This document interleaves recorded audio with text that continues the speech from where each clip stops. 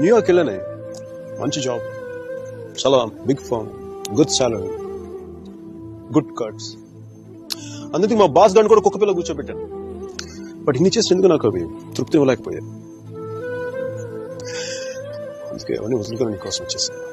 కారణం లేని కోపం, గౌరవం లేని ఇష్టం, బాధ్యత లేని యవ్వనం, జ్ఞాపకం లేని వృద్ధాప్యం అనవసరం. అలాంటి వాడు ఉన్నా ఒకటే లేకపోయినా. అమ్మాయి వెళ్లిపోయిన 2 నెలల్లో 40 పుస్తకాలు చదివాడు. 100కి పైగా మొక్కలు నాటాడు. రోజుకి 7 మైళ్లు చొప్పున దాదాపు 500 మైళ్లు నడిచాడు. మరి ఆనందంగా ఉన్నప్పుడు మన పక్కన ఎవరుంటే కరెక్ట్ కాదు.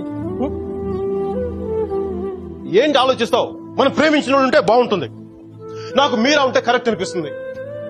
పెదాల మీదకు నవ్వు వస్తుంది, కళ్ళలోకి వెలుగు వస్తుంది, గుండె తేలిగ్గా ఉంటుంది, బతకడానికే బలం వస్తుంది. ఆడపిల్లని కొట్టడం తప్పు. ఆ విషయం మీ అబ్బాయికి చెప్పకపోవడం ఇంకా పెద్ద తప్పు. నువ్వు వాడితో విడిపోయి సంవత్సరం దాటిపోయింది. Why are you doing this to me?